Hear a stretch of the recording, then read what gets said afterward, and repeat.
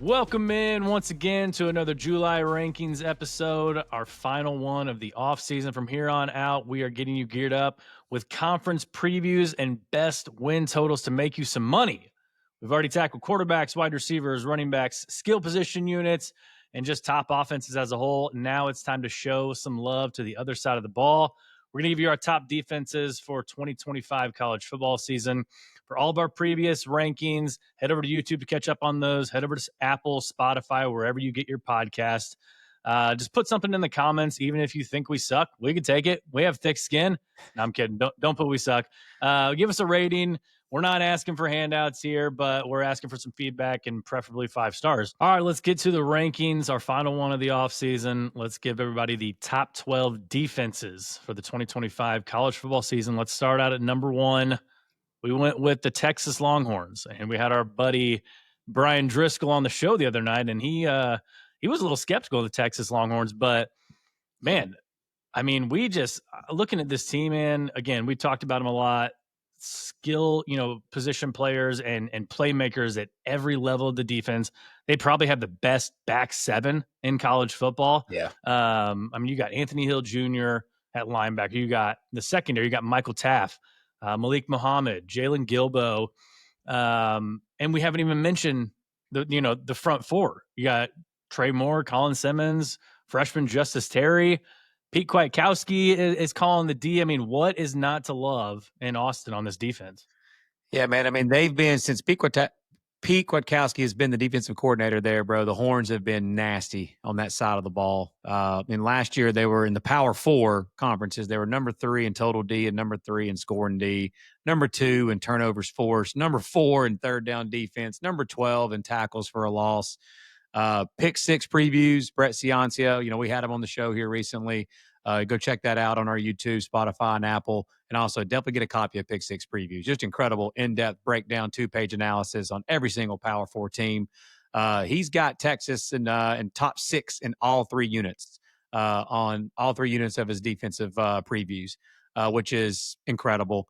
And rightfully so. I mean, Anthony Hill Jr. and Colin Simmons, I think, is the best edge rusher, middle linebacker combo in college football.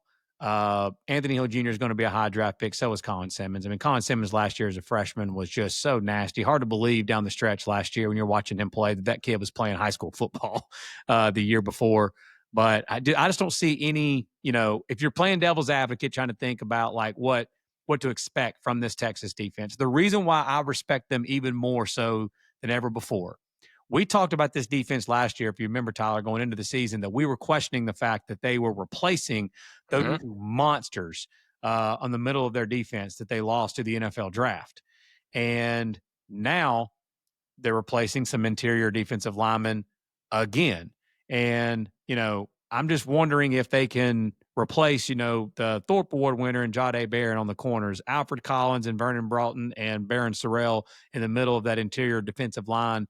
I mean, so far, man, Texas and Sark has shown the ability through their talent acquisition. They're the best in the country at that, them in Georgia, over the last few years, to just replace that.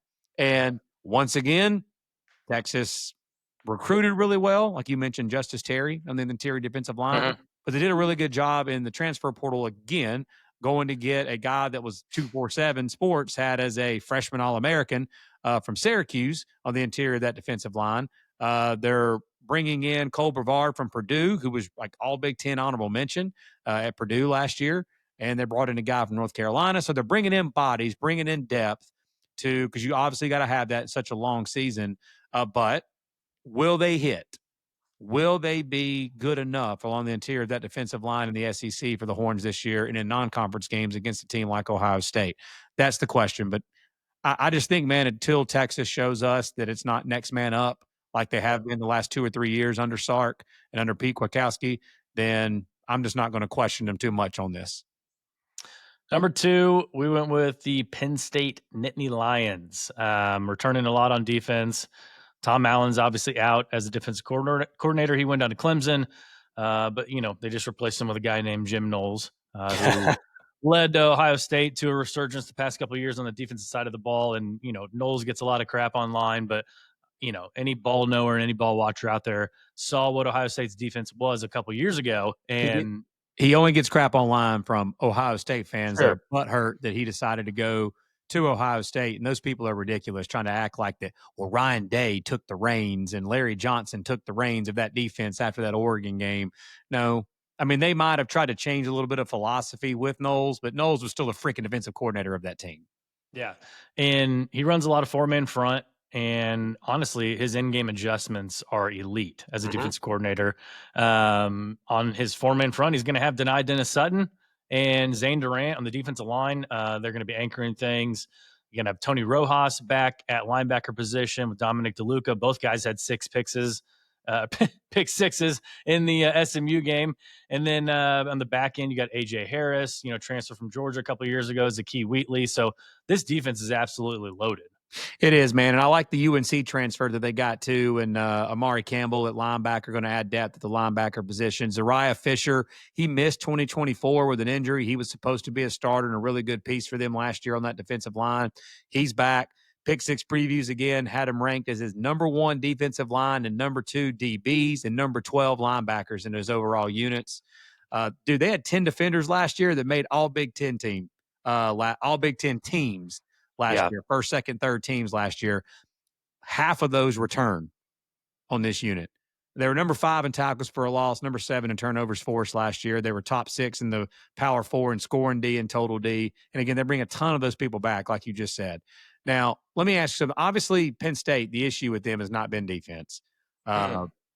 They brought in Andy Kotelnicki to help with that offense. Obviously, we know what they're returning on that side of the ball, the additions of the wide receiver position. But since this is a defensive episode, let's just keep it that side of the ball. Like Jim Knowles, dude, the pieces that he's going to have to work with this year.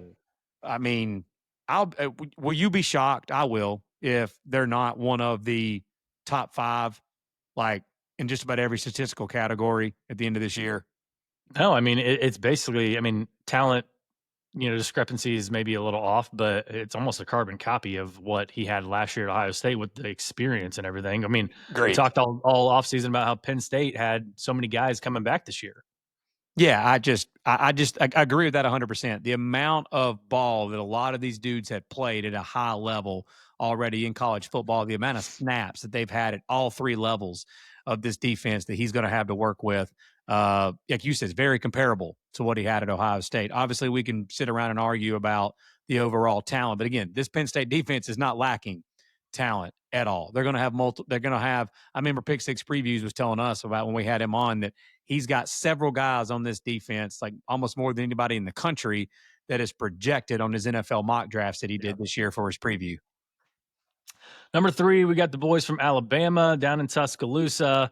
And a lot of people watching, listening to this, probably thinking, I saw them play last year in the second half against Georgia, and then I saw them play against Vandy the very next week. And that defense just wasn't clicking in the first half of the season. They obviously started clicking in the back half. They got Tim Keenan back on the defensive line, Jamarian Latham, LT Overton, Deontay Lawson, obviously, coming back from that gruesome injury, but secondary is going to be elite.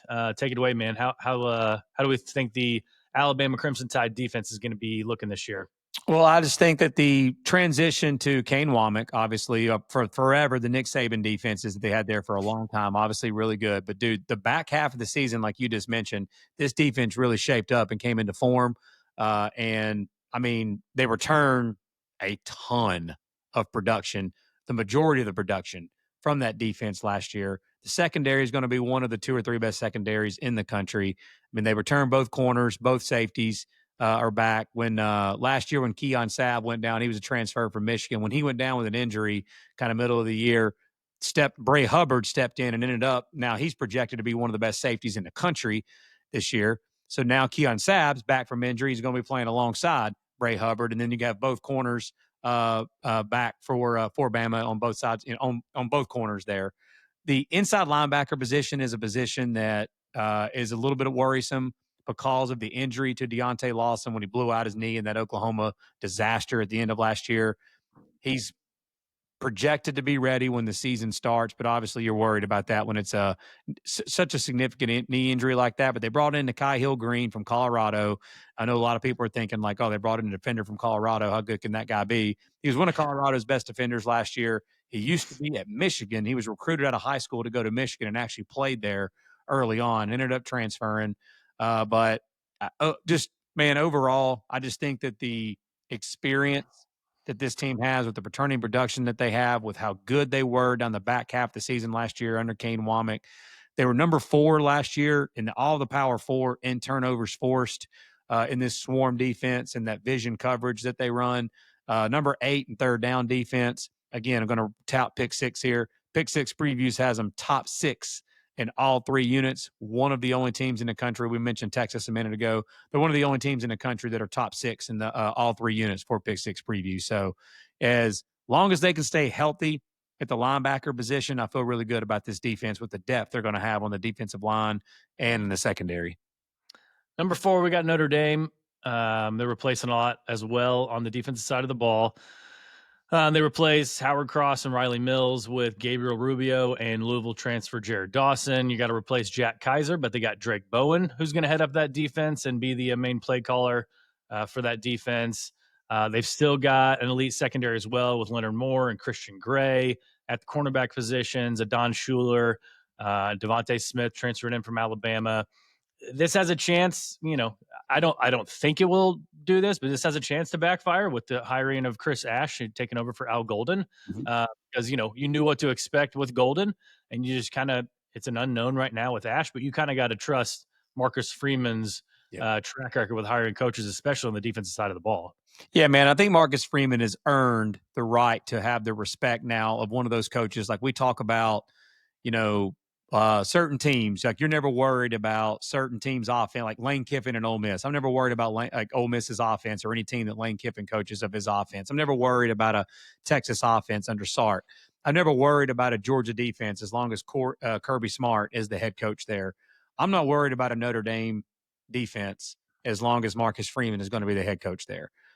He's done a really good job of hiring and replacing really good coaches with new hires at position coach, like the running back coach this past year. What he did when he lost Tommy Rees to Alabama, honestly replaced him with a better offensive coordinator and one of the best offensive coordinators in all college football.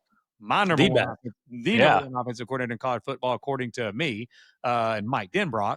And so now he brings in Chris Ash, and Ash did an incredible job at Wisconsin back in the day under good old Burt Bielema when Whiskey won back-to-back Big Ten titles and went to Rose Bowls back when Russ Wilson was there. Their defense was really, really stingy at that time. Chris Ash was the defensive coordinator. He followed Bielema to Arkansas, and just the talent discrepancy that they had and just the difference of obviously the leagues there. Back then, the SEC West, Arkansas wasn't playing with the same deck of cards as some of those teams were.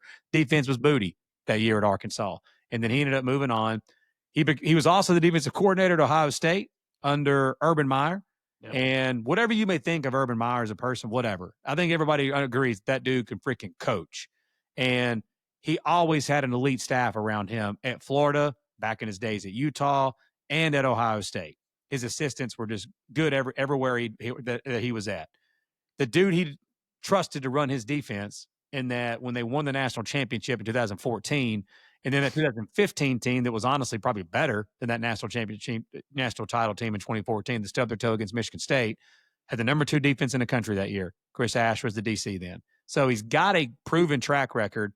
He just hasn't called a defense at the college level in a few years, which if you remember when Notre Dame hired Al Golden, that was the same thing. Al Golden hadn't called a defense at the college level in a few years. So, dude, again, with what they're returning on defense from last year, they were number 8 in total defense and number 4 in scoring defense. Pick Six Previews has them in the top 8 in all 3 units.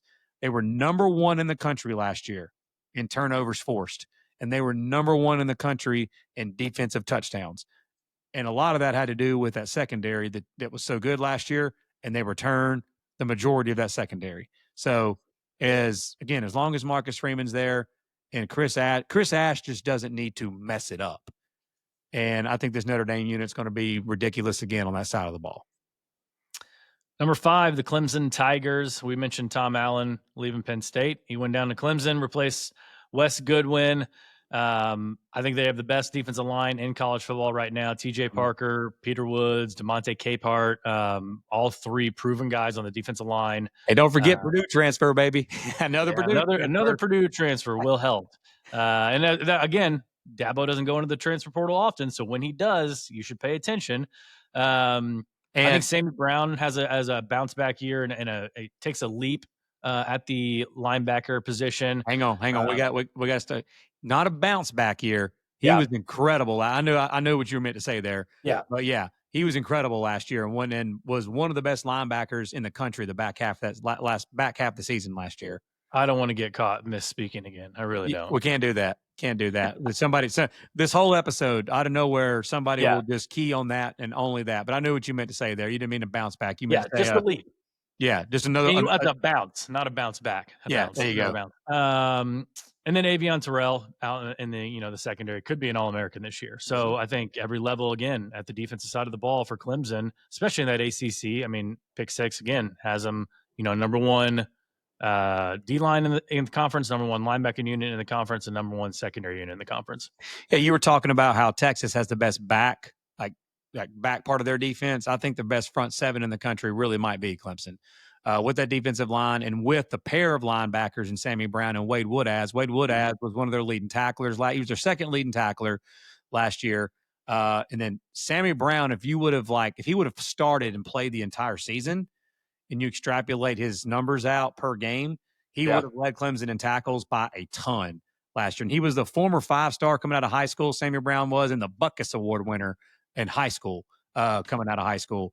And another recruit, 6'3", 315-pound defensive tackle, Amari Adams, that from what I'm reading and what I'm hearing, on different shows that we listen to and different things coming out of some Clemson insiders that I've heard on different shows, that he has a chance to step on the field early and get some playing time.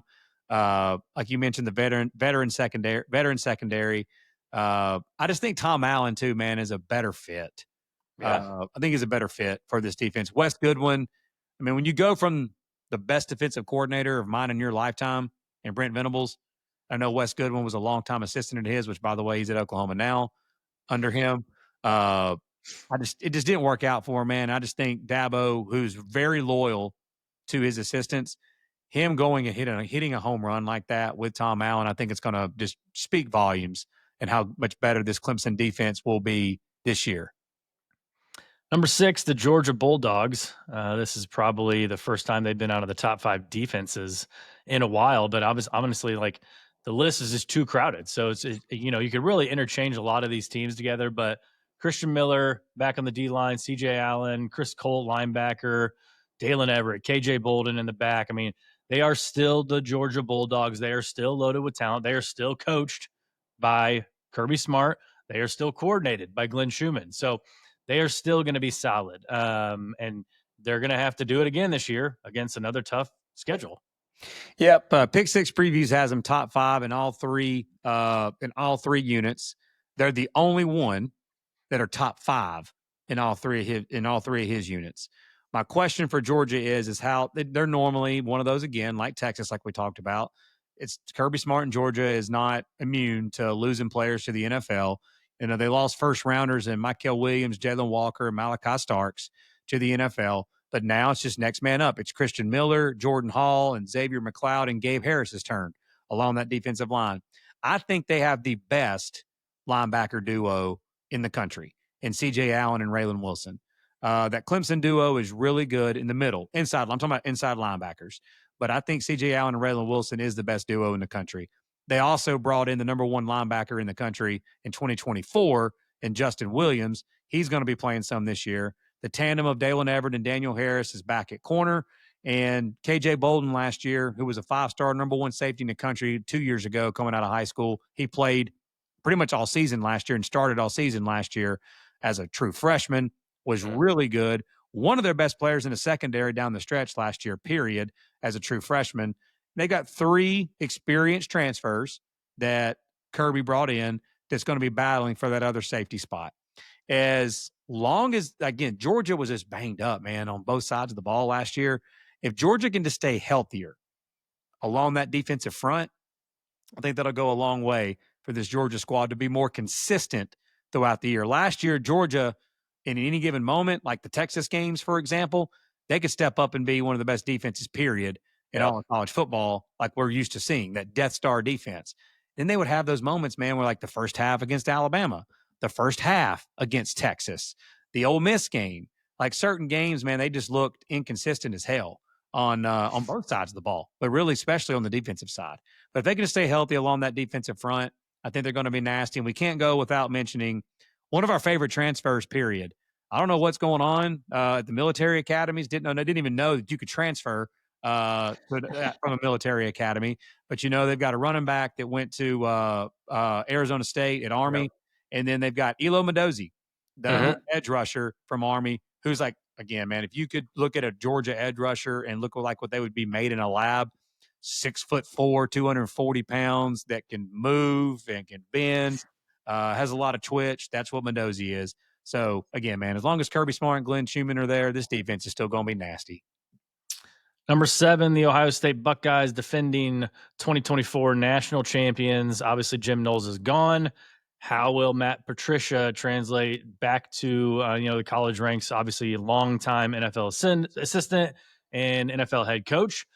They got to replace 8 guys on this defense, but poor Buckeyes, got to replace them with Edric Houston and Bo Atkinson from North Carolina. Sonny Styles is still back. Caleb Downs is back. Davison Igbinosun is back. So they still got dudes at every level. They're still Ohio State. They reload, but that coordinator switch, what will it do for them? That's a big question. I actually believe in Matt Patricia, man, as far as defensive play caller is concerned. Again, people bang on him because he didn't win a bunch of games with the Detroit Lions as a head coach. Dude, nobody freaking won with the Lions until Dan Campbell, okay? Yeah. So, but as far as like Patricia's not the head coach. He's just calling the defense. And Larry Johnson's still that defensive line coach. So I think this Buckeye D is still going to be nasty. Like you said, it's just next man up, man. The players that they're replacing them with. I mean, everything that you read and that you hear on these different shows and from Ohio State insiders who talk to this coaching staff and have seen spring ball and have seen practices, the number one corner in the country and one of the number one players, period, in all of college football as a recruit, and Devin Sanchez is, dude, there are people mentioning him as far as like the impact that he can have on that side of the ball. I know this is loaded like Jeremiah Smith had on offense last year. Now, I'm not saying that that's what he's going to do, but my point is that's how talented that they think this guy is at corner. Even though Igbinosun and some other guys are back at corner for Ohio State, that they think that Sanchez is going to just make them – they're going to make them play him. Yeah. He's going to make them play him this year. And Sonny Styles is one of the best linebackers in the country. And I just think that with the interior of the defensive line is my question for Ohio State, the overall depth of that. I love the pair of Bo Atkinson and Kenyatta Jackson and Caden Curry, 3 of them, and Caden Curry coming off the edges. Edric Houston, some of those other guys are going to have to really step up in the middle of that defense and obviously step up in a hurry with who they've got coming in week 1. The other side of the rivalry comes in at number 8, Michigan Wolverines. Derek Moore and Rayshon Benny are back on the defensive line. Ernest Hausman and Jay-Sean Barham are back at linebacker. Rod Moore is back after last year, missing some time in the secondary. Wink Martindale's calling that defense. I think in the second year of the system, I think he's going to kind of pick up a little bit and kind of, transition from the NFL to the college is not easy for coaches either. So it's a different type of game, a different speed of the game. Honestly, offensive coordinators call the game completely differently with their quarterbacks and the, pre-snap motions, all that stuff. I mean, NFL is transitioning towards that a little bit, but a lot more running quarterbacks in college. And so I think Martindale will have a little bit better success this year. I mean, obviously, they were a solid defense last year, but they weren't anything close to the 2023. Right. So obviously Michigan didn't play in the playoffs last year, but if you want to talk about arguably the best defense in college football, the last 3 or 4 weeks of like the season, dude, Indiana was like number 2 in scoring offense in the country. And that defense did an incredible job against Indiana in that game. Obviously, we know what they did to the Buckeyes in that rivalry game, and I know people, Buckeye fans, and I'll even say it, the game plan for Ohio State was just ridiculous and just stupid and looked completely Yeah. different than what they did in the playoffs. But I'm not taking that away from Michigan, and I'm not using that as an excuse against Michigan. Michigan gets credit for going out there against that Buckeye squad with all those weapons and all those really good players that the Ohio State had on that offense with the brain power of Chip Kelly and Ryan Day. And then Michigan's defense just stoned them in that game. And then you go to the bowl game where Alabama had all of their starters playing. You have a Kalen DeBoer offense, and then they just absolutely punk Bama in the bowl game. So that's three dang good offenses that have really good players on that side of the ball that Michigan was really good defensively against at the end of that year. And we got a preview of what this defense could look like in that bowl game because Mason Graham and Kenneth Grant and Josiah Stewart and some of those guys weren't playing in that game. Yeah. And guys like Rayshon Benny were playing in that game. Zeke Berry, Jahir Hall back at, in the secondary. Love what they brought in the transfer portal too along that defensive line, and Trey Williams from Clemson and Damon Payne from Bama. Damon Payne was a former 5-star coming out of high school out of the state of Michigan. So I agree, man. Wink Martindale in this defense is going to be stingy, going to be nasty again this year. Number 9, the Oklahoma Sooners. Brent Venables is going to put on the headset once again and coach the defense. That gets And me that, yeah, excited, bro. that gives you all the feels, man. And like Yeah. you mentioned, he brought in Wes Goodwin, coach linebackers, and Great that's kind of pickup. just like it's just like a second defensive coordinator Yep. on the sidelines for him. So He coached forever under him at Clemson, man. Like coached forever under him. So like he knows what Venables wants, and Venables knows what to expect out of him. And I just think people are underestimating the talent that this Oklahoma team has, and they're all people are doing is focusing on the schedule, which I get it. You want to talk about the games, but like you want to evaluate the players and the teams and evaluate the defensive side of this ball. They're a top 10 bunch. They got R. Mason Thomas and Marvin Jones transferred from Florida State at the defensive end. Their defensive tackle, like the interior defensive line, like you're talking about worrying about some of these teams, Ohio State and Texas. Their interior defensive line is elite with Dominic Williams, who, we talked about last year, came over from TCU, Grayson Halton, David Stone, a former 5-star. You got the Bowen brothers in the back, defensive backfield, Kip Lewis at linebacker replacing Danny Stutzman. So, I mean, schedule be damned. Like, I just think like this Oklahoma defense is really talented. They are, man. They were 6th in the country last year in the Power 4 in tackles for a loss. That's what Brent Venables' defenses do, man. Like when he was at Clemson, they lived in the backfield when he was calling the defense. I expect that this year with this defensive front. Like you said, they're a top 5 defensive front in the country. No doubt about it. And Mason Thomas, bro, that dude had 12 and a half tackles for a loss and 9 sacks and 11 quarterback hurries last year. And they're better around him. You're not going to be able to just to key on him. The pickup of former 5-star Marvin Jones Jr., he hasn't really like lived up to his 5-star talent yet. But an example I'm going to use, you saw like Oregon last year with Derek Harmon and different guys that they brought in through the transfer portal. Jordan Birch that they brought in, former 5-star that was one of the top D linemen in the country coming out of high school. They weren't like dominant at their previous locations, and especially Jordan Birch. Birch was not dominant in South Carolina. He goes to Oregon, and those guys go to Oregon, and they had new life and better players around them overall, and they were really able to shine. I'll be surprised, man, if Marvin Jones Jr. being coached by Venables and this defensive line group here, that he's not just going to be nasty for the Sooners this year. But yeah, this is the team. Every list that we give out, I always try to say, like, which one are we wrong about? Like, they should be higher. It's kind of in the down lower in our list. This is the team that we could look up. I don't care about their schedule, bro. I don't care how good it is or how tough it is. This Oklahoma bunch has a chance to be one of the best defenses, period, in all of college football. Yeah, I mean, I agree with you. It's just going to be tough because of the teams that they play. Like, it's going to be tough to truly evaluate them versus, playing, Georgia Tech's schedule or something like that. So, number 10, we got the Oregon Ducks. And everyone always talks about Oregon and their high-flying offenses and everything. Defense is sneaky last year. Sneaky good. Obviously, fell off the tracks last, in the Big Ten championship game. Couldn't stop Penn State at all. Luckily, they outscored them. And then obviously, getting down 34-0 against the Buckeyes in the Rose Bowl. Speaking of D-line transfers, you know who Oregon got in the transfer portal out of the defensive line? The journeyman himself. Oh yeah, Bear Alexander. Bear Bear Alexander. Alexander. Mr. Is NIL. this the stop he finally succeeds at? It might, man. It might. Well, he needs to. I mean, the dude has collected enough NIL money that like he might not be hungry for the NFL. But if he Yeah, wants a future and wants to be drafted high in the NFL, yeah. then this is it, man. This is the definition of what they say in the NFL is the contract year. This is his Mhm. contract money year this year. He goes out and puts up really good tape on that Oregon defensive line this year. He could be drafted awfully high because obviously, man, the dude's talented, Yeah. extremely talented. It's a win-win situation, in my opinion, for Oregon here. They're trying to get whatever amount of talent out of him that they possibly can. It's like the Moneyball when Brad Pitt was with David Justice. Well, I'm trying to get the last every bit of ounce of Yeah. baseball out of you, and therefore you're going to help us out. Dan Lanning in Oregon's trying to get every last bit of ounce of college football talent and production out of Bear Alexander to help him get to the NFL. Yeah. Go ahead. Well, if he doesn't succeed, they got Mateo Uyunglele on the defensive line there. You got Bryce Betcher in the backfield, defensive backfield. Another Purdue transfer, Dylan Tieneman, Taron Johnson. So they are still loaded with talent for that defense. Yeah, and last year, again, Power 4 ranking wise, they were 11th in total defense, 11th in scoring defense.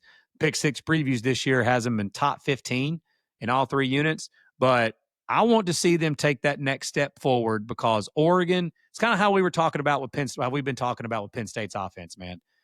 With Penn State, I'm not judging them anymore about what they do against the lower level of the Big Ten and their booty non-conference opponents they're playing. I'm judging Penn State and when their games against the better competition. Mm-hmm. I'm judging Oregon going forward against the better competition and how Tosh Lupoy and this defense perform going forward because they're trying to compete for national championships. That's what they're trying to do. And the teams like they played at the end of the year last year, Ohio State, Penn State, those teams, that's who you have to face in those types of games. I want to see how they perform against the better competition moving forward. Number 11, back to the SEC. We're going with Tim Banks and the Tennessee Volunteers. Again, we haven't released our defense coordinators list, but you can bet Tim Banks will probably be somewhere on it. You got Josh Josephs on the defensive line, Bryson Eason on the defensive line. Their DBs, the only worry I have about them, the DBs, the depth in the backfield was hit hard for the portal, but guys like Jermod McCoy are still back. Boo Carter's back. Our guy Freddie's guy, Ricky Gibson, is back. So, again, Tim Banks calling the shots, though, with Tennessee. I just think, again, it's another team like Oregon where they just think Josh Heupel in the offense. Like, Tennessee was almost, they were up there for the top 5 defenses in the country last year. Well, they were number 5 in total D Yeah. and number 5 in scoring D. They were number 4 in tackles for a loss. They were number 3 in third down defense. These are Power 4 ranks. Pick 6 previews has them as the number 11 defensive line. And you mentioned the DBs. Pick 6 is high on them. He's got him as the number 7 DBs on his top unit rankings. Yeah. It's just amazing to see the evolution of Josh Heupel, what he's done with this team. Instead of just a breakneck pace offense, I want to try to outscore you like they did when Hendon Hooker was there, like he did when he was at UCF. He's become a run the rock and lean on that defense. That D line last year was so freaking nasty. They lost some pieces on that D line, but they were arguably the deepest defensive line in the country last year. So they got a lot of guys back that have played a lot of snaps along that defensive line. They just weren't necessarily like the stars, like a James Pierce, for example, that, obviously went pretty high in the NFL draft. They've got dudes along that defensive line still. So I think, again, with a new quarterback, obviously whoever it's going to be, it's going to end up being QB1 for them this year. New running back replacing Dylan Sampson. They're going to be leaning on this defense, and rightfully so, because they should be one of the better units in the SEC again.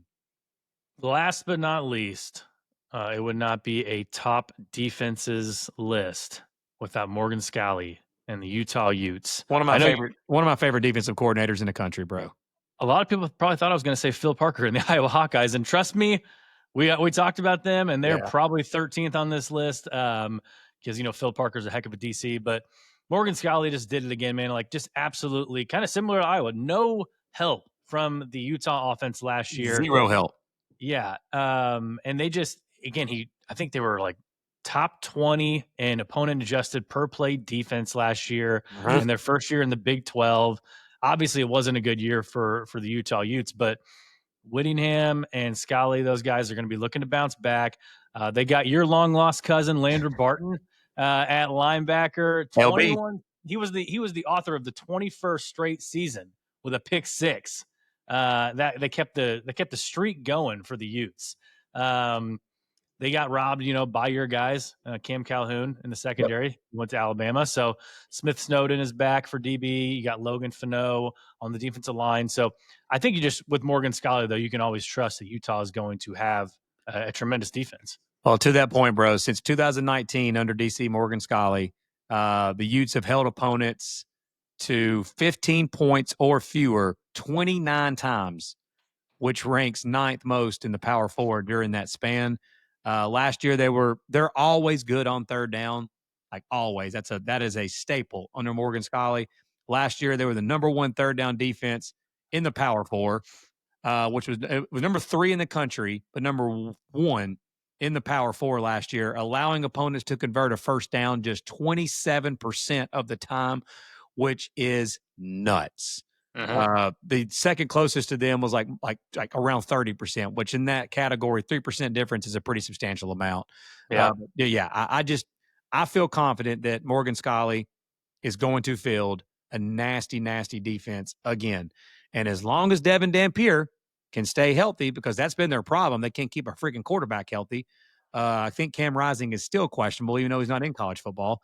But if Devin Dampier can stay healthy, that Jason Beck-led offense is going to help this defense a ton this year, which is one of the reasons why we love this Utah bunch in the Big 12 this year. That's it. Ranking season is over. Make sure to go back through YouTube, Apple, and Spotify. Check out all those rankings episodes. Next episode, we're coming at you with conference previews, man. It's time. It's August, conference preview season, win total season.